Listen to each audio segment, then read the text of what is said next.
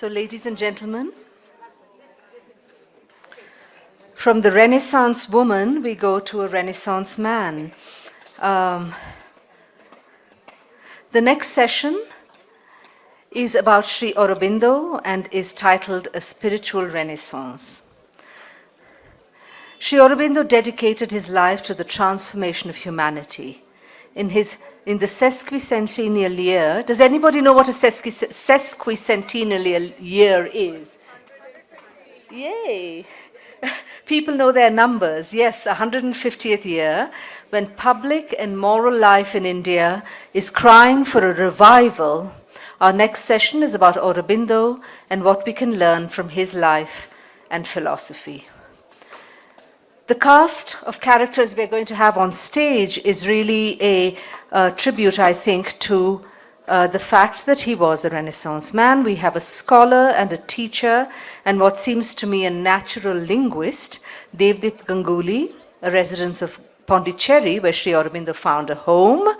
In a private conversation, I have to say that Devdip confessed to us yesterday that despite the fact that he can speak, of course, English and Hindi and Bengali and Sanskrit and Tamil, he doesn't really know Greek and Latin. I don't know why we're allowing him on this stage. And he wrote this book about Sri Aurobindo with Gautam Chikermane, who is the Vice President of the Observer Research Foundation. He's an expert on politics and foreign policy and economics and clearly about Sri Aurobindo. We have Makarand Paranjape, a novelist, a poet, is at the Indian Institute of Advanced Studies, a professor of English Studies at JNU, and the author of the Sri Aurobindo Reader. And in conversation with Monika Halan, who is, again, I mean, you would hardly say she's a spiritualist. Here she is writing books about a wide variety of things which don't really strike you immediately as being about Sri Aurobindo. And yet here they're all coming together to have this common conversation about this Renaissance man. So welcome on stage, all of you.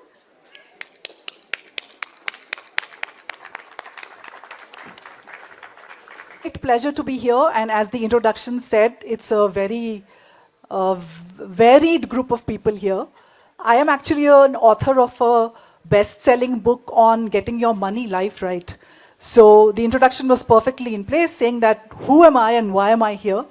So I'm actually going to start the session with a very small personal story. This story is about 20 years ago. We used to live in Gurgaon. So for those of you who don't know, Gautam and I are married. Our last names are different, so people don't know that. Anyway, so I was alone driving from Gurgaon. Gurgaon 20 years ago was a small village. It wasn't the millennial city. There was no public transport. And here I am driving into my office. I was a journalist at Economic Times, long journey. There was a couple standing on the road. I gave them a lift. Very unusual for me. So in the conversation, they said that they were teachers at a school, alternate school, based on the philosophy of Mother and Sri Aurobindo. And I'm saying, who is Sri Aurobindo?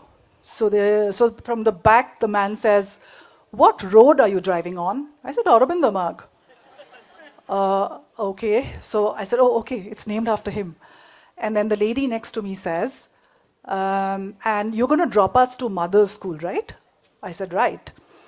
And who was the mother? I said, I don't know, some Mother Mary. Then she told me about Mother and Sri Aurobindo. And that was really the start of a personal journey which led me to many, many, many treasures which are not necessarily counted in money.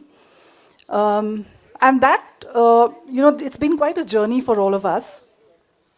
And I have also contributed to the book. So Gautam and Devdip have edited a book on the works of Sri Aurobindo.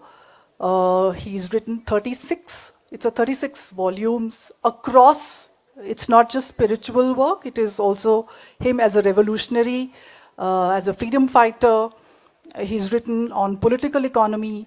So the idea of this session is to introduce this group to Sri Aurobindo, his work, what he became later, also called the supramental sage, through this conversation. And I'm going to divide this into four sections. The last one is for you, 15 minutes of questions. And then the first, I'm going to open with Devdip to say that a lot of times right now we are hearing about Aurobindo and Sri Aurobindo. So what's the difference between Aurobindo Ghosh and Sri Aurobindo? Thank you, Monika. So he was born Aurobindo Ghosh on the 15th of August in 1872, a date which would, of course, become very significant later on. But at a very young age, he was sent to England because his father was quite an Anglophile. He wanted his children to have a proper English education. So the whole family moved to England, the children, when he was just 6 years old. And he had his entire training and education in England. Went to Cambridge, was initially preparing for the Indian Civil Service, which he did not want to join, and then came back to India at the age of 20. The reason we were joking about the languages is because Greek and Latin is one of the languages that Sri Aurobindo was very proficient at when he was, of course, training at Cambridge. So he comes back to India and then immerses himself in the study of the culture, the languages which he was completely cut off from. So he has a deep dive into Sanskrit, Bengali, his mother tongue, even picks up some Gujarati because he was living in Baroda under the Maharaja of Baroda, working with the Maharaja of Baroda. And so there is a period of his life where there is this engagement with Indian culture in its profoundest sense, and then it transitions to the revolutionary phase. So as you know, in 1905, Britain decides to partition the Bengal presidency, and they do it on the basis of religion rather than any other meaningful division. And that leads to a profound outcry. And around that time is when Aurobindo Ghosh moves from Baroda to Calcutta and is at the forefront of the freedom movement. A brief period of 4 years, but 4 years which radically transform the entire approach towards the revolutionary movement. Among the first persons to ask for complete independence, no compromise with the British. He also was in jail because he Yes. was behind the bombings. Yes, so he spent a year in jail. So those 4 years were... I mean, so when people think of Sri Aurobindo now, it's this, we tend to think that our spiritual leaders are very serious and very good guys. Yeah. But here's somebody who actually knew how to make bombs and lob them. Yes, he was definitely at the forefront of the revolutionary movement, launching it and guiding it from behind. And then, we don't have the time to go into his full biography, but the interesting thing is that he never disregarded or he never felt any sense of regret for his life as a political leader, even though he moved to a very different dimension subsequently. So in 1910, he moves from Calcutta and comes to Pondicherry, where he remains for the next 40 years till his passing in 1950. So it is in Pondicherry that there is, of course, a dramatic shift in his outer life, but the inner work that he was focusing on had already started during the revolutionary period, but then that becomes the central focus of his life from 1910 onwards in Pondicherry. And around that time is when he starts signing his name, Sri Aurobindo. And the Shri is not an honorific, it's a part of his name. He drops the Ghosh and he is known as Sri Aurobindo. So if I were to give a two-word summary, it would be Aurobindo Ghosh, the revolutionary, and Sri Aurobindo, the mystic, the evolutionary yogi, and so on. So if we address him today as Sri Aurobindo, for people who are not devotees, it's not that they are devotees, it's just that his name is Sri Aurobindo. That's right. So we should call him by his name, which is That's Sri how Aurobindo. he signed his name. That's how Yeah, he signed yeah, his name. yeah. Makarand, relevance of both Aurobindo Ghosh and Sri Aurobindo, two distinct personalities in today's contemporary India. Yeah, thank you, Monika. But before I answer your question, since I'm not in this book, in the sense I haven't written a chapter in this book. And that's a mistake. No, The that's all editors right. have to answer for this. No, it's okay. I just wanted to say a couple of words about the book itself and its structure. Sorry, because- you've written a full book on Sri Aurobindo That's all right. 20 years ago, so That- please that- don't get so greedy. No. What I really want to say is that Sri Aurobindo has written over 6 million words, okay? And this book is organized in a very unique fashion, which is that each volume of his complete works, there are 36 volumes, is introduced in one chapter of this book. So, you know, in this sesquicentennial year, as you heard, 150 years of Sri Aurobindo, 75 years of India, and both were born on the 15th of August, I think it's a wonderful occasion for a newer generation, young people here, even older people, whatever, to get acquainted with Sri Aurobindo. And I think, see, I edited an anthology of Sri Aurobindo's writings. So that was the traditional approach, because no one can be expected to read 36 volumes. And in the earlier centenary edition, SABCL, 1972, there were about 30 volumes. So who will read 30 volumes? Who will read 36 volumes or 6 million words?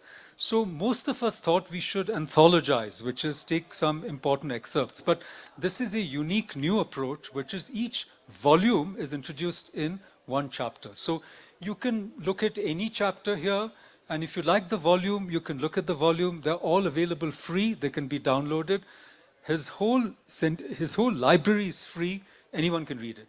And there's also a wonderful website called The Incarnate Word, where it's available in Hindi, many languages. There are glosses. So as a teacher myself, this is an invitation for us to get acquainted with Sri Aurobindo. Having said that, I must, in a way, disagree with the drift of the question, which is Sri Aurobindo versus Aurobindo Ghosh. Because, you know, Sri Aurobindo is, in a way, the founder of integral yoga. And I don't want to dichotomize the two. In 1905, he writes to his wife, Mrinalini, that he had 3 madnesses. And one of his madnesses was he believed that he had the knowledge, the intellectual wherewithal to free India. And he says he knows it. It's in the marrow of his bones. I mean, he knows he was born to accomplish that mission, as it were. So I feel that there's a continuity between Aurobindo Ackroyd Ghosh, because his middle name was Ackroyd. We've forgotten it, many of us. And he was named after a visiting English woman. His father happened to befriend, etc. There's a whole interesting backstory to his father, his mother. Makarand, we want to go to just the relevance of both. Yeah, so to answer that, I don't see a dichotomy. I see a continuity, because from his very early days, Sri Aurobindo had a consciousness of his mission. But the interesting part of the shift from Aurobindo Ghosh to Sri Aurobindo, actually he starts signing Sri Aurobindo around 1920, I think.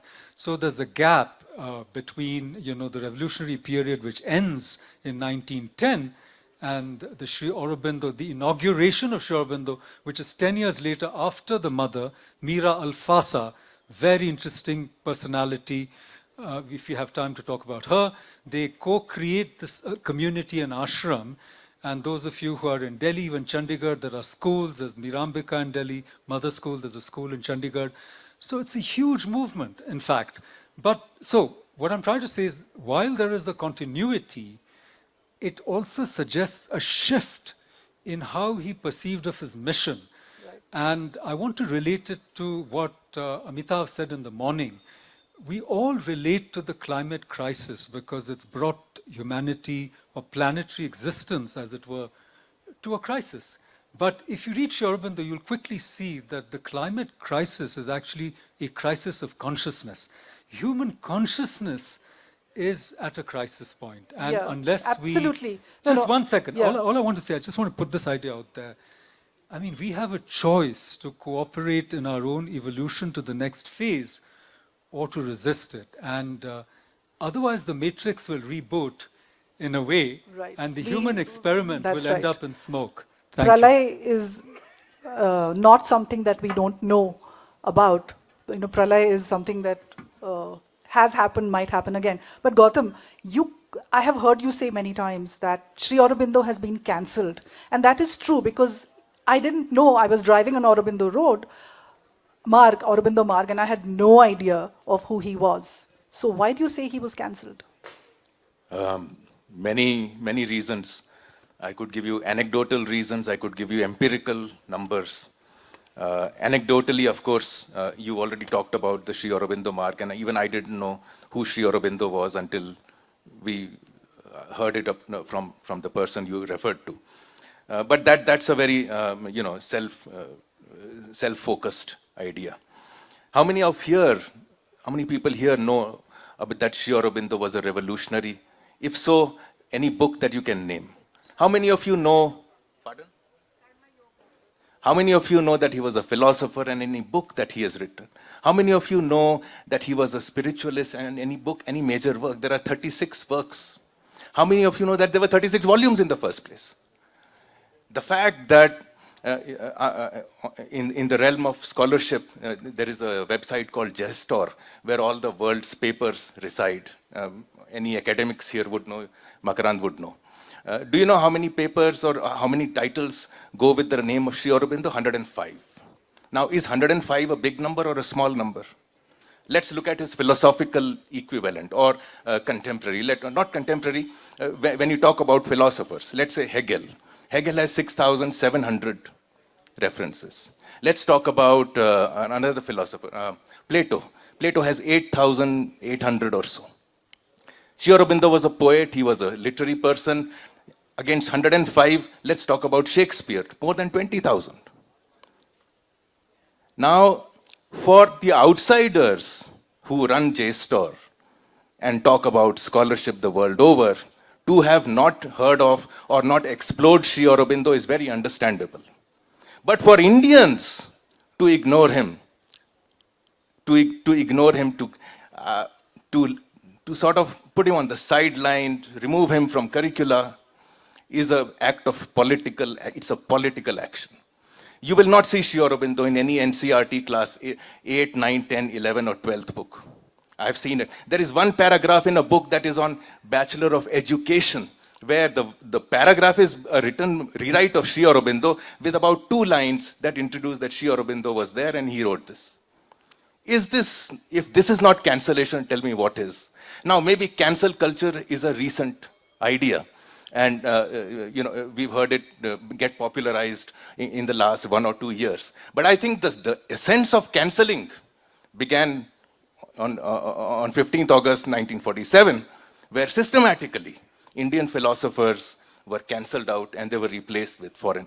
Today, Right, many people here would know that Plato wrote Symposium, he wrote Republic, the political works, you talk about the philosophical works, you talk about, you name a subject and you will rattle off foreign names. How many of you can rattle off Indian? We get the point that he's been cancelled, but the audience could then ask that what is it that he did which makes him not worth cancelling, and that brings me to the second section. So I think the idea that Devdip and you had was that more people need to know what he has written, and Sri Aurobindo's writing in original is not for the weak-hearted. He takes you on a great intellectual journey. So when we think about spiritual people, we think about principles, we think about being good. But when you read Sri Aurobindo, you need to have a very good head, because he doesn't make it easy for you. He needs you to come to his level to read. Mother is nicer, she's gentler, she'll take your hand and move you up. Sri Aurobindo says, you want to read me, you get here. And he has a killing sense of humor. So whoever finally gets down to reading Sri Aurobindo, he's not a goody-goody guy. He's got a wicked humor. He will cut and slash. So second section, about the book. Idea behind the book, why write it, who should read it, and then Devdip, I'll come to you, how you chose the authors. So the 150th, I've been reading Sri Aurobindo ever since that Aurobindo Marg conversation that she talked about. Every day I have read all, not 36, there are one volume which is in languages, Bengali writings, which I cannot read. And the other is, which we'll come to later when we get into a discussion. So I've read 34 volumes. Now, reading 34 volumes and reading 34 volumes, there's a difference. So I have gone through, I'm exposed to all the 34 volumes. But when somebody would ask me, which book of Sri Aurobindo should I read? I would have no answer. I would wonder, if I want to, is he a political person? So maybe Bande Mataram. Is he a philosophically inclined person? Maybe Life Divine. Does he have spiritual interest? Maybe Synthesis of Yoga. But as the 150th birth anniversary was coming, I thought that let me try and put a book together that introduces people to what Sri Aurobindo has written. And in a very basic, simple sort of a way, the 36 volumes, and we talk about each volume. as I began to think about it, I realized, like I said, there is reading Sri Aurobindo and there is reading Sri Aurobindo, and I couldn't read Sri Aurobindo. So I talked to Devdip there, he's in the ashram, and said, maybe the two of us could do it. You take half, I take half. And then we realized that even half the job, we cannot do it with the kind of rigor, the kind of intensity, and people have spent decades with one book. We would not be able to do justice to it. So then we expand. The book, instead of becoming an authored book, became an edited volume. And we began to call all the experts. We know people who have engaged with the life divine. We know people who have engaged with letters on yoga 1, 2, 3, 4, and so on. So we got 22 writers who have engaged with Sri Aurobindo's work over several decades, put them together. And our job really has been to stylize it, put a structure, clear up the language. What does each chapter do? Each chapter familiarizes you with each book. So, like you were saying, Mother is easy. So, for those who cannot read Sri Aurobindo, they should read the Mother. For those who cannot read the Mother, should read this book.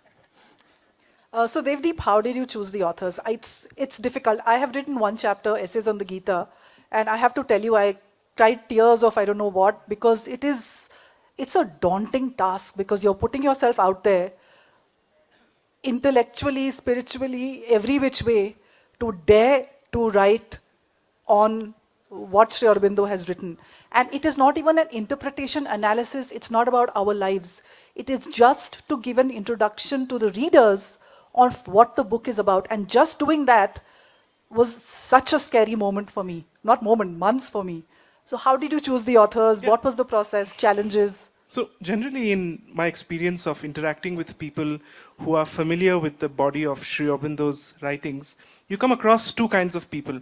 Either people who read or who have read and they find it absolutely fascinating and they engage with it over many years. Or you come across people who say, I tried 2 chapters and I've given up. So there's an aura of difficulty around reading Sri Aurobindo. So one of the ways that we went about choosing our contributors is to make it as diverse and wide-bodied as possible. So we wanted to also highlight that people from across different age groups, Indians, foreigners, men, women, you have our youngest writer is in his early 20s. The oldest one is around 80 something.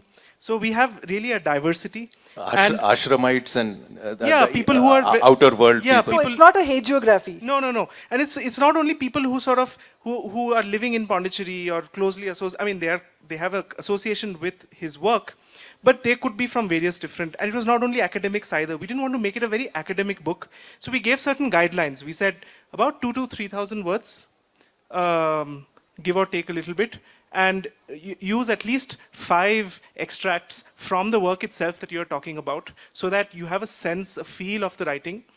Don't make the extracts too long, so we gave some specifications. So we put all that together so that you get a feel in, say, 4 or 5 pages, you get a feel of a work which might be 600 pages long.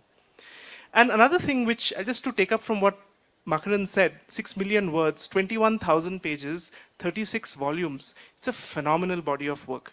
And we've already touched upon the political writings. You touched upon the poetry and the literary drama. There was a little bit about his yogic, philosophical and works on yoga. There's also commentaries, extensive commentaries on the Upanishads, on the Vedas, on the Gita, and then letters that he wrote to disciples, multiple volumes of letters which speak about his whole philosophical approach, practice, and so on. So it's really something which is, it's like an invitation to discover the whole body of work. Can I just add something to Devdip? All the 24 authors, if you read the book, actually have given themselves into the book. It's like a sacrifice, it's like a havan.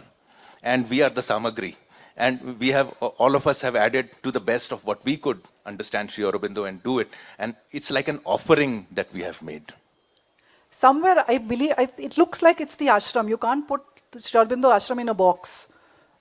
Mother was French. So you cannot really, Christmas is celebrated in the ashram.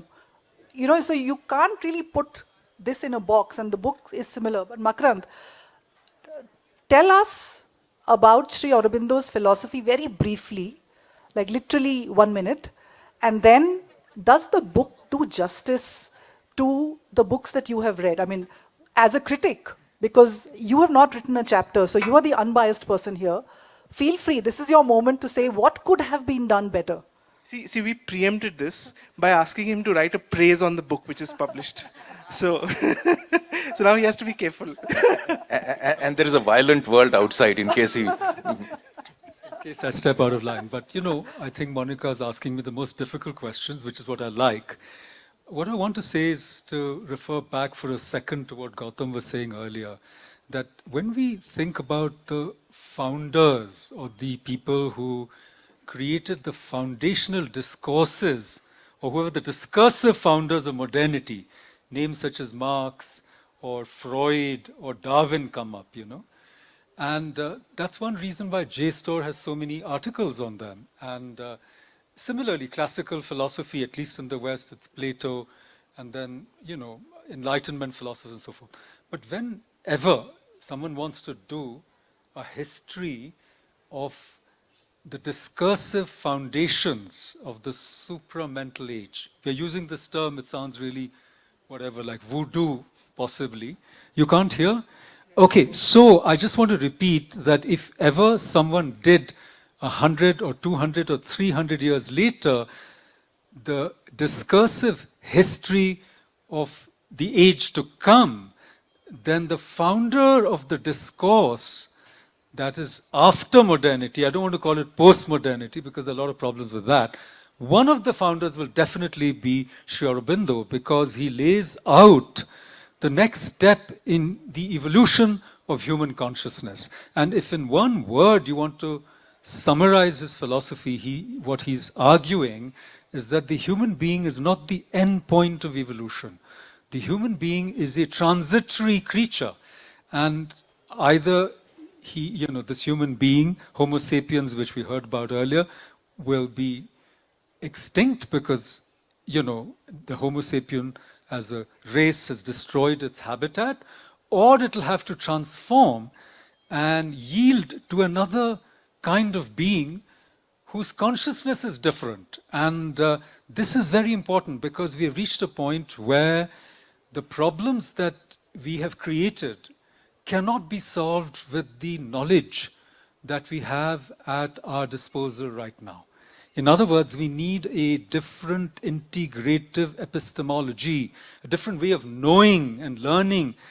And in a way, Amitabh was saying the trees speak, but actually the atoms are speaking to each other. We are in a soup of consciousness. We're not listening, and it's only when another kind of consciousness emerges where it'll be possible for all these species to thrive, where we can be custodians of this earth and co-sharers and allow human flourishing. So it's that consciousness revolution that he stands for, not just the revolutionary. You asked me Aurobindo Ghosh and Sri Aurobindo. So there was a nationalist revolutionary, and then there was the revolutionary of consciousness. So that's the one-line summary of what he stands for. And also, would it be correct to say that his yoga begins where others let off? For instance, he does say that the purpose couldn't be to dissolve the body and attain moksha, for instance. That could not be the purpose of this. The idea is possibly to divinize this matter.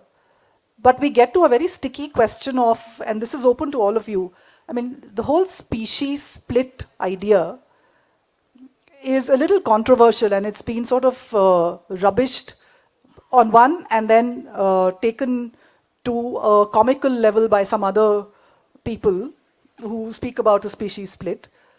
Any of you, how would you describe this? You are talking about this change of consciousness, and absolutely we are arrogant to think that it stops with us. We were amoebas, and here we are debating, but obviously it doesn't stop. So what is this species split? I would say the first thing to recognize is that there is no status quo. Ever since evolution has begun, there is a continuous change which is taking place. We evolve in interaction with the environment around us. And that is a process that has lasted for thousands and millions of years. Leaving aside the spiritual domain, even in the field of science and science fiction, even today we are speaking about how we may evolve over the course of the next decades or centuries. More and more there is talk about how we may integrate, for example, technology with our bodies and so on. So it's a domain, the idea of how we will look in the future, look as in not physically, but how we will end up being, is a question that has fascinated us as humans for a long time. So essentially, without taking up too much time, I would just say that for Sri Aurobindo, the process of evolution, which is an ongoing process, which is even in biology, it's an ongoing process, is something which can be accelerated by the participation of a conscious will. So all yoga, in a certain sense, is a kind of conscious participation in that process of evolution. So what Mother Nature does over millions of years, amoeba to mankind, with active participation because of the choice of reason, the gift of reason and the gift of self-reflection that we as a species have been given by nature through millions of years, here is a chance to actively participate and hasten that process, right? Unless we blow ourselves up, which is the whole climate of change. Or be taken over by artificial intelligence, by a bunch of algorithms who are already controlling our minds through all kinds of devices, even as we sit. That's right. You know, we are wired to our phones and other gadgets, and we are being bombarded with propaganda of all kinds. Right. And it's only, so I would think that this process of the next step of evolution is also fraught with so much danger, because we are becoming more and more compulsive in our actions, far more than Freud had imagined. It's not just about our unconscious that is driving us, but it's all kinds of irrational and, you know, all kinds of other blandishments, and the pleasure, pain circuits of the brain are being constantly manipulated. And it's only when we shift from being compulsive beings to being conscious beings. And I think Devdip mentioned something earlier which I wanted to go back to, which is, and what you also said, you know, we think that moksha is the end point of spiritual ascesis or sadhana. But what is moksha? We don't know exactly, because, I mean, the atoms, the molecules that constitute us, you know, they don't remain attached to our bodies in 6 or 7 years. You know, you know, we have a completely different body in terms of its molecular structure. So just the thing I'm trying to, the point I'm trying to make is that from a certain point of view, evolution can never be stopped. And from another point of view, everything is already perfect in the sense that matter can't be destroyed, energy can't be destroyed, matter and energy seem interchangeable. We have no boundaries. We think we have boundaries, but, you know, in the 10 top questions in science, you will see there is no boundedness to anything. There's only permeability, as it were. And you don't know where consciousness ends and where something that is not conscious begins. Therefore, to finish what I'm trying to say, I mean, I think we are all at a very interesting juncture. And in a way, that's what the word crisis means, because it can turn. It's an opportunity as well. It's a great opportunity. And to your point, I mean, it's very interesting if anybody is interested in the cutting edge work in physics, theoretical physics right now, is to take the existence of consciousness as an axiomatic truth and then build space-time from that. So if anyone's interested, if you Google that, they are beginning to take that as an axiomatic point of start. That you, from space-time, you cannot go back ever to consciousness, because that's actually a manifestation of consciousness. So, you know, it's actually coming back, and they refer to spiritual traditions which call it all Maya. It's fascinating to hear scientists talk about things that we have read in our books and said, is that really true? The table is here, how is this Maya? You know, so science is beginning to come to that point. Gautam, Makarand and Devdip, from the book, 1 or 2 chapters which resonate the most with you in terms of the books that it represents. So Gautam, Makarand and then Devdip, and I'll open it up for questions then.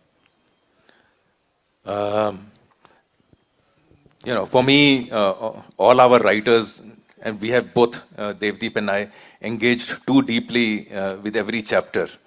And so it's difficult for me to talk about chapters other than yours, of course. But in terms of books, you know what?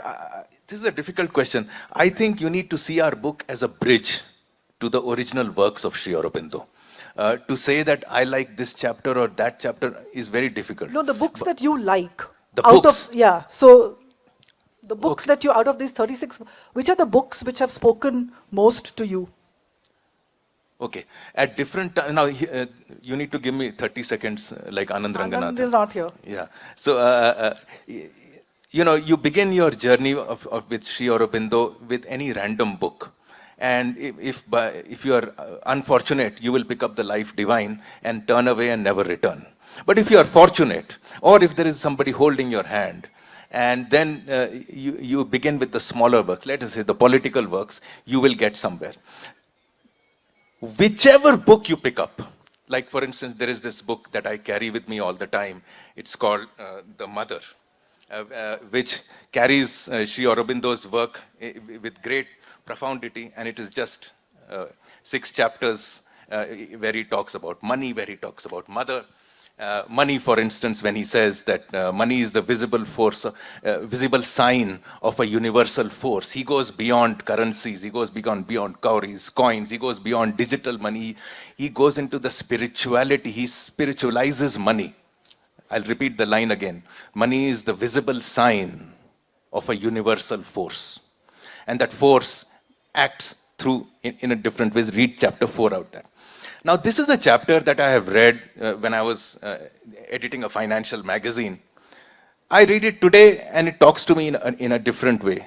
Any work of Sri Aurobindo, you pick up essays on philosophy and yoga, you pick up the synthesis of yoga, any chapter. You read it 10 years ago.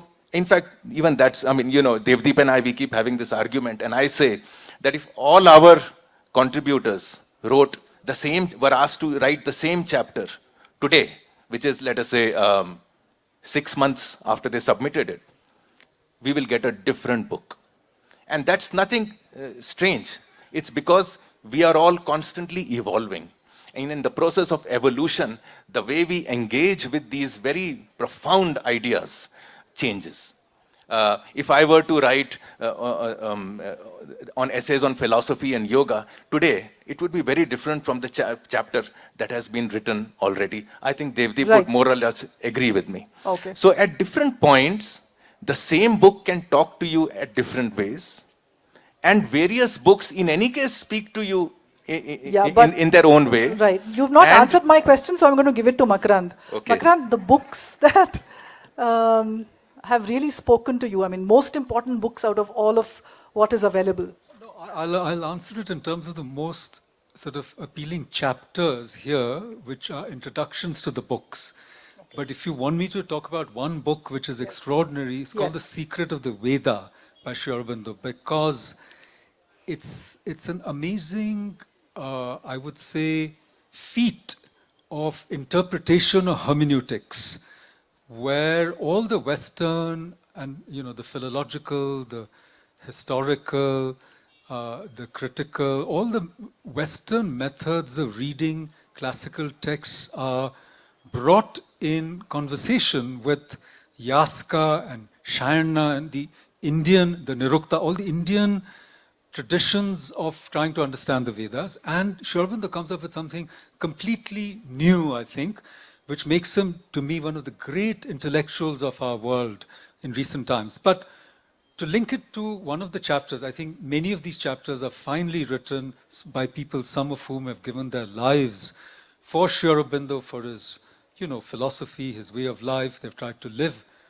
by that philosophy. I know several of them, and 3 of them are sitting here, so I won't talk about their brilliant pieces, but I'll refer you to the chapter written by, the introduction written by another friend of mine, Debashish Banerjee, who is the Haridas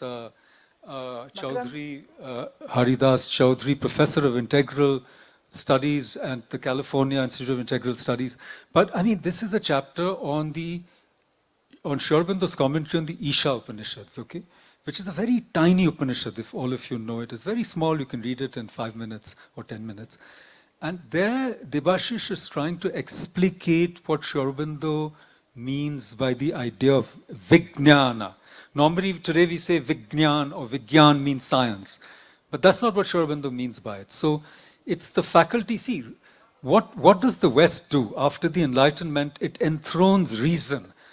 Rationality becomes the determining principle as opposed to faith, after the, scientific revolution. And Sri Aurobindo, going back to the Ishavasya Upanishad, comes up with another faculty which he believes is inherent in all of us, which is Vishesha Jnana, which is Vijnana. So it's like a switch. You flip the switch, and I'll just read you one sentence from this introduction. He says, in these essays, Sri Aurobindo presents a strong critique of both the Western commentators, the ideologically motivated projections of Indian texts, and comes up with the idea of knowledge by identity with the experience conveyed by the text. In other words, how do you understand what any text contains, any text? So here, what is being proposed is a certain kind of knowledge through identity. You enter into the spirit of the text, and the text reveals its meaning to you.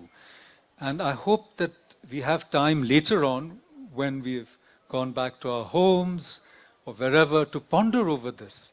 How do we know anything? And science always makes the subject-object dichotomy. There's measurement, there's instrumentation, there's verification, falsification. But here, since the object and the subject are deeply interrelated, there are two aspects of the same consciousness, you know everything already. It's already there. It's only if you can focus, awaken, and if you really experience this. Today morning we heard the Shabad. I mean, if you were alive to Ik Omkar, you could see the message there. It is a message of unity of consciousness. It is a message of the immanence. Makarand, but focus. So just to finish the point. The point I'm trying to make is all these chapters, which are introductions to the various volumes of Sri Aurobindo's writings, are great, but some of them can open a window in our minds and help us, as it were, flip that switch. And that's the switch I guess we need to make in order to find a new way of apprehending the world. Absolutely. And the more that you read Sri Aurobindo, he's not an easy writer at all. It's not easy initially to understand his style of writing, but once you get used to it, you understand the intellectual breadth and the intellectual honesty of him examining that issue from every possible window and then coming to the conclusion to which he does. So he doesn't talk down on anybody or anything. He simply examines it from all possible angles. Devdip, book, Yes. and then why do we call him the supramental sage? Okay. So among the books, in two sentences, one of the books that really speaks to me is called The Human Cycle. Another title for that book is Psychology of Social Development. And it's very interesting because here is a book that is written not for an audience which has any background or prior introduction to spiritual truth or philosophy. He is approaching the question of human development as a whole, the collective development of society, looking at it, passing through different stages, so starting right back 2,000 to 3,000 years ago, without going into any specific region. He's looking at it as a movement of human progress, and then seeing how that can, where we are today and where it can possibly proceed forward. So there is this development of humans, of the collectivity from the perspective of psychology, which I find You teach fascinating. this also somewhere. Yeah. Maybe at the college. whoever's interested, if you Google Devdip Ganguli, he teaches, and Makarand also teaches a course. So here I'm plugging their courses. So Thank if you you. want to do their courses, I think it'll be available online. Can I come So- in a second? Of course. After you, maybe? Yes. Yeah. Okay. So I just wanted to say that the question that Sri Aurobindo asks is, what is after the mind? Man, Manu, Manush, Manas, it's all linked to the mind. So we are mind-endowed creatures. But what after the mind? Is there something beyond the mind? And is it available to everyone? It's not just for the few. It is, according to him, and if we are aware of it. That's what is meant by the sage of the supramental. In other words, he's inaugurating an age where a faculty beyond the mind will be available, not just for a very few, not just for the Buddha under the Bodhi tree. Bodhi also means awakening, okay? The awakening of all of humanity, as it were, and the availability as a birthright for all of us of this faculty, which is higher than the mind, because it's the mind that divides all the time, measures, divides, and obviously there's a faculty which does not divide. Makarand, and in the previous session, we just heard about the psychic surgery. So I think it ties in so beautifully with this. Devdip, quickly, and then I'll open it up for questions. I think Makarand did a perfect job of sort of summarizing it. I would just say that Gautam and I were really happy to have this phrase in the book, Sri Aurobindo, the supramental sage, because it's a term that he coined to describe and explain a certain plane of consciousness, a certain way which ties into the way that he understands the universe and reality. And it's also a term which I think in his 150th year, see, let us be honest, we are all very much mental beings. We can talk about these things, we can write about them, but we are still doing it from the perspective of the mind. But to be able to look forward and say, look, there is something which has the potential to take us forward, which has the potential to bridge the divide between the imperfect present and an ideal future that we aspire for. That is what we want to put forward through the book, and I think that is what Sri Aurobindo represents in the evolution of the Earth's history. And the very brave will pick up the Savitri and attempt that. Questions, please. Anybody? Yeah. Yes. Yes.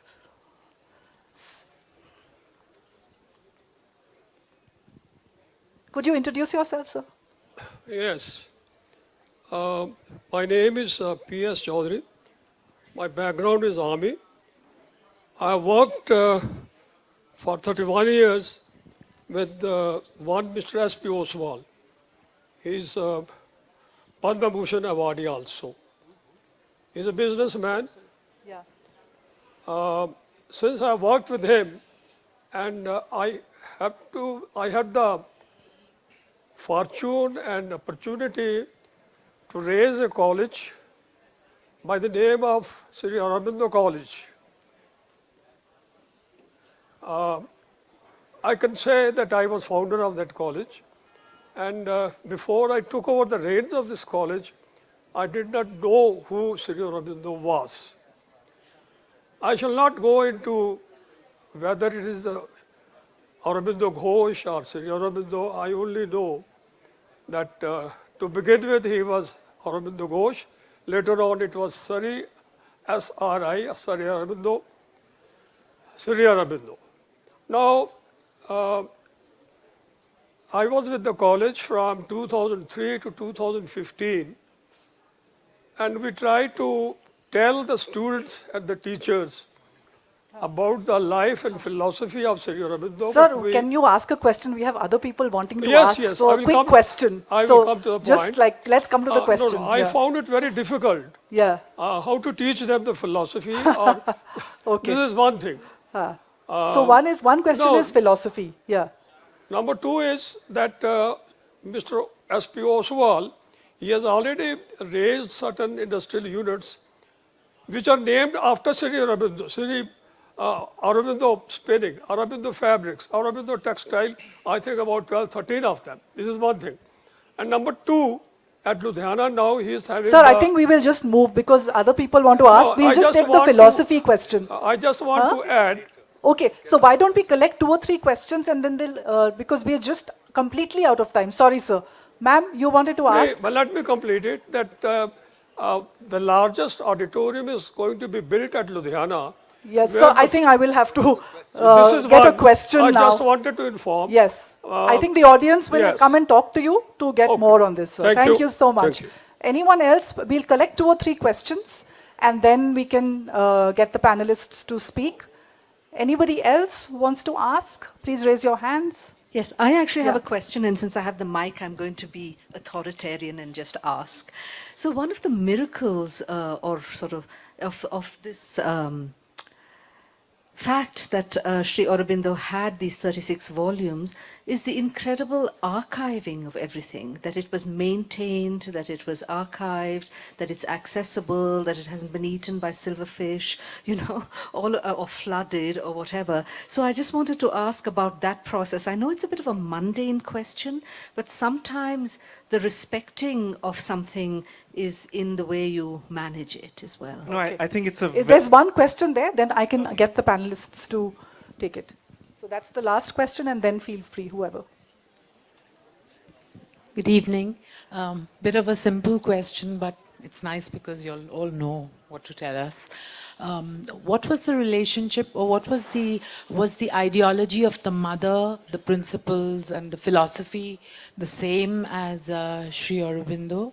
Excellent. And if you could kindly give us a little more, because it's all about the book and what we should be, but tell us a little more about his philosophy. Was it based on Vedanta? I just would like to know. Thank you. Okay, any one of you, please. I think, just have another 4 minutes. So about the archives, it's a really nice question, and it's a remarkable work that has been done over many decades at the Sri Aurobindo Ashram in Pondicherry. And there's a group of people, scholars, who worked on it for literally decades, putting everything together and putting them in an environment so that the manuscripts are preserved. In a certain sense, it's our most cherished heritage, his written manuscripts. And they are kept in a very temperature-controlled environment. And I can say with as much humility as I can conjure that it's one of the best maintained archives in the country. So that is really a remarkable task that has been done. The publication, of course, recently finished. All the complete works was put together. The last volume only came out in 2019 because so many letters kept coming as people passed on, their private collections came to the ashram and so on. So it's an ongoing process, and it's all available as free downloads, which is again something the community decided to do without charging for. I think there's a principles question which a lot of people want to know. Yeah. So everyone Buddha has an eightfold path, this one has that path. Then you do this and that. Yeah. Any comments on the principles that this road to Sri Aurobindo's road, or the mother's road? And I think there was a question on mother and Sri Aurobindo also, yeah. So I think there are no principles. It's a very open source. It's very individual specific. I can't see who asked this question. Yeah. It's very individual, focused, individual specific. You can go to the library of Sri Aurobindo, pick out the idea that resonates with you. Sometimes you don't even need to read it. It can reach you on its own. But if you were to classify Sri Aurobindo's ideas, I would try 3. First, evolution has not ended. Man is a transitional being. From the mental to the supermind, from the supermind to the supramental, that evolutionary process is continuing and will continue. Yoga accelerates the process. Nature will take it anyway. Second point, he introduced something called the integral yoga, which is not a fusion of the 3 bhakti, karma, or jnana yoga, but a yoga that goes beyond this, integrates everything into a holistic approach to yoga. Sitting out here is a yoga. I was sitting outside there looking at the mountain, and I don't think I have felt so good, and thank you for inviting us here. I don't think, I think the mountains are naturally spiritual. Sorry for this digression. So, which is the integral yoga. And the third is divinization of the cells of our body. So you rise to the higher consciousness, and dissolve is one method, which is the extant Indian spiritual traditions, particularly the bhakti traditions. But getting that consciousness back onto earth, back into matter, back into our bodies, the cells, and transforming them is what Sri Aurobindo talks about. So I would count these 3 as the core principle. Okay, Devdip, any quick last words on this? No, just to answer to the question, yes, if you understand Vedanta in the largest and widest sense, his perception is based on Vedanta. But then, as Gautam says, he builds on that and takes it forward, rejecting the idea that spirituality is something that has to be cut away from life. So this is about the mother. All life is yoga. I think that's the sentence to end on. Yeah. All life is yoga, to the principle. that, I mean, to ask for, you know, a simple roadmap is a very mental thing, but to invite everyone to experience something, even when we ask these questions, it's not that the mind is rejected, not at all. The mind is really important. You need a GPS to arrive, so you need a roadmap. But the experiential involvement, immersion, you know, at all levels, you know, school, college, right now. Yeah. I think that's a good note on which. That's right. That's how and that's how we began. spiritualize our experience. And the beginning of the panel was this, that it's a very different group of people, and that's probably a clue to the kind of yoga. It's not prescriptive. They don't tell you what to do. They don't even tell you what not to do. They just point you in a direction and they're saying, you want to go, you go. You take another 1,000 births and you will do it in anyways. Abhi karna hai to you figure it out. So they don't make it easy. They don't tell you what to do. They don't tell you what not to do. Thank you so much. Okay, thank you so very much for this introduction, this opening into Sri Aurobindo. Deeply appreciated. And Rahul wants to say a few words. So I'd just like to say that I went to the same college in Cambridge as Sri Aurobindo, King's College in Cambridge, and there was a room where I had to do a lot of study, which was named after Sri Aurobindo in King's College. So I just wanted to mention that. So he wasn't cancelled after all. They didn't what? He wasn't cancelled after all. He wasn't cancelled. His name is still there in that room. I think it's called the Sri Aurobindo room. Small room, but full of books where students come to study. So in King's College, Cambridge, his name is very much alive. Thank you. And I'm glad that Khushwant Singh Literary Festival has given us an opportunity to talk about it. Next time I will definitely go there. Yeah.